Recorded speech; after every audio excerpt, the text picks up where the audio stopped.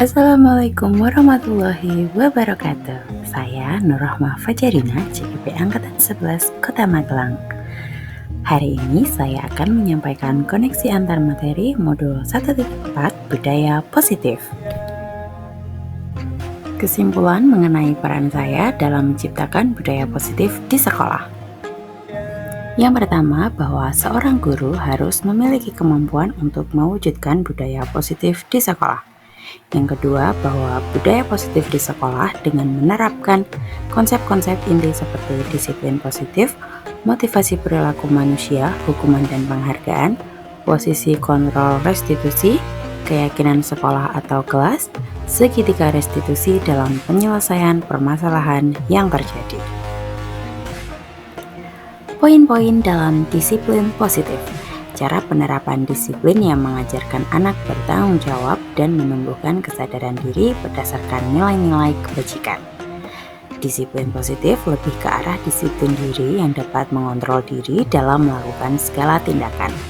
Dan disiplin positif dapat membuat murid memahami dan menyadari berdasarkan motivasi internal, bukan paksaan, pujian, atau hukuman. Motivasi perilaku manusia ada 3. Yang pertama, untuk menghindari ketidaknyamanan atau hukuman. Yang kedua, untuk mendapatkan imbalan atau penghargaan dari orang lain. Kedua motivasi ini termasuk motivasi ekstrinsik. Yang ketiga adalah untuk menjadi orang yang mereka inginkan dan menghargai diri sendiri dengan nilai-nilai yang mereka percaya. Motivasi ini merupakan motivasi intrinsik yang berasal dari dalam diri manusia itu sendiri. Posisi kontrol seorang guru terbagi menjadi 5. Yang pertama adalah penghukum, yang kedua pembuat rasa bersalah, yang ketiga teman, keempat pemantau, dan kelima adalah manajer. Posisi terbaik menurut saya adalah posisi kontrol manajer, yaitu guru berbuat sesuatu bersama murid, mempersilahkan murid, mempertanggungjawabkan perilakunya, dan mendukung murid agar dapat menemukan solusi atas permasalahannya sendiri. Selain itu, posisi manajer mengacu pada restitusi yang dapat menjadikan murid sebagai manajer bagi dirinya sendiri sehingga tercipta identitas positif atau berhasil pada diri murid tersebut. Selanjutnya, keyakinan sekolah atau kelas. Guru berperan dalam mewujudkan terbentuknya keyakinan sekolah atau kelas dengan adanya kesepakatan antara guru dan murid. Keyakinan sekolah atau kelas berupa pernyataan universal yang mudah diingat, dipahami, dan harus diterapkan dalam lingkungan sekolah. Penggunaan segitiga restitusi dalam penyelesaian masalah. Guru yang berperan sebagai manajer haruslah menggunakan segitiga restitusi dalam penyelesaian masalah yang terjadi. Segitiga restitusi terbagi menjadi 3 tahap. Yang pertama adalah menstabilkan identitas, yang kedua adalah validasi kesalahan, yang ketiga adalah menanyakan keyakinan. Selanjutnya, keterkaitan budaya positif dengan filosofi Ki Hajar Dewantara, nilai dan peran guru penggerak, serta visi guru penggerak. Budaya positif dalam keterkaitannya dengan filosofi Ki Hajar Dewantara. Dengan menjalankan budaya positif di sekolah akan mempermudah tercapainya tujuan pendidikan nasional yang sesuai dengan filosofi Ki Hajar Dewantara, yaitu berpihak pada murid dan bersifat menuntun tumbuh atau hidupnya kekuatan kodrat yang ada pada murid. Selanjutnya adalah keterkaitan budaya positif dengan nilai dan peran guru penggerak. Budaya positif dapat terwujud jika seorang guru mampu menerapkan 5 nilai guru penggerak, yaitu 1. Berpihak pada murid, 2. Mandiri, 3. Reflektif, 4. Kolaboratif, dan 5. Inovatif.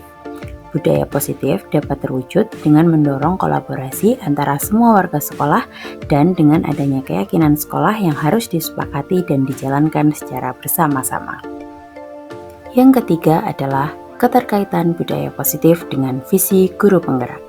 Salah satu perubahan yang diinginkan sesuai dengan visi guru penggerak adalah terbentuknya budaya positif agar diperoleh sekolah yang nyaman, aman, dan berpihak pada murid. Untuk mewujudkan visi guru penggerak tersebut dengan pembuatan prakarsa perubahan sesuai filosofi Ki Hajar Dewantara dan profil pelajar Pancasila. Sejauh mana pemahaman Anda tentang konsep-konsep inti yang telah Anda pelajari di modul ini?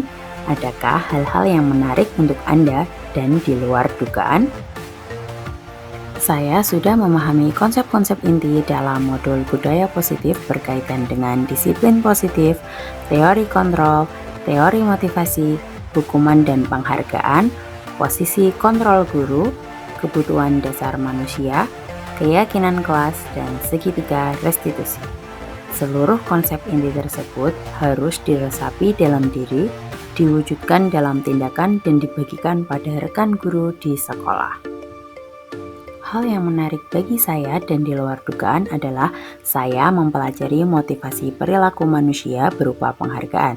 Ternyata penghargaan dapat berdampak kurang baik bagi murid, diantaranya dapat merusak hubungan, mengurangi ketepatan, menurunkan kualitas, mematikan kreativitas, dan bersifat menghukum.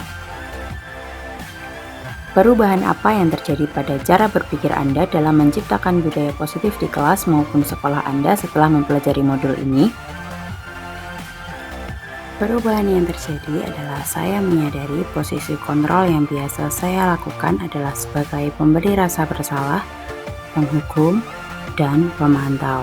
Padahal seharusnya seorang guru menjadi seorang manajer dengan cara menangani masalah dengan menggunakan segitiga restitusi.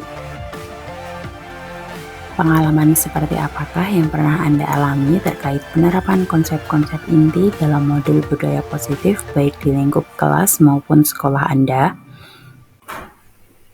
Saya menangani siswa yang mengejek teman melalui WA. Saya menggunakan langkah-langkah dalam segitiga restitusi, yaitu menstabilkan identitas, validasi tindakan yang salah, dan menanyakan keyakinan dalam penyelesaian masalah yang terjadi. Bagaimanakah perasaan Anda ketika mengalami hal-hal tersebut?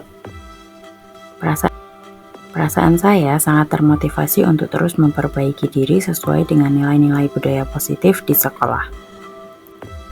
Menurut Anda, terkait pengalaman dalam penerapan konsep-konsep tersebut, hal apa sajakah yang sudah baik? Adakah yang perlu diperbaiki?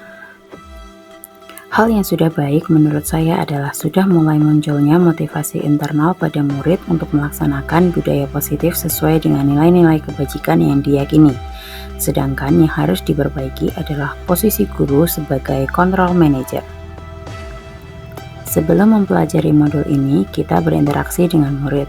Berdasarkan 5 posisi kontrol, posisi manakah yang paling sering Anda pakai, dan bagaimana perasaan Anda saat itu.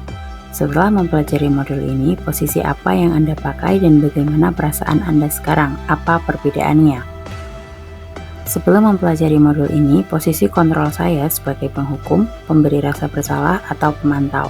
Perasaan saya saat itu selalu diliputi rasa bersalah karena harus memberikan hukuman atau konsekuensi jika anak berbuat kesalahan. Setelah mempelajari modul ini, saya mulai menerapkan posisi manajer dalam penyelesaian masalah. Perasaan saya menjadi sangat tenang dan saya mulai menyadari pentingnya komunikasi yang efektif untuk menumbuhkan rasa tanggung jawab pada murid.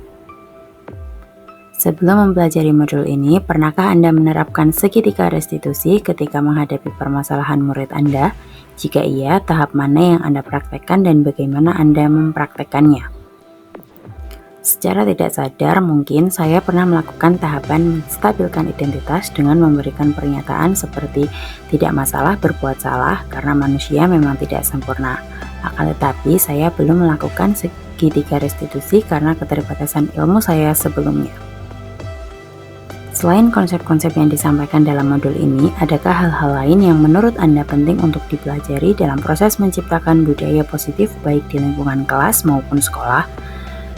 Menurut saya, hal lain yang penting dipelajari dalam proses menciptakan budaya positif adalah melakukan kolaborasi antara sekolah dan orang tua murid agar budaya positif tidak hanya dilakukan di kelas atau sekolah saja, melainkan juga di lingkungan rumah agar menjadi suatu kebiasaan atau karakter yang melekat pada diri seseorang dimanapun berada. Demikian yang dapat saya sampaikan. Terima kasih.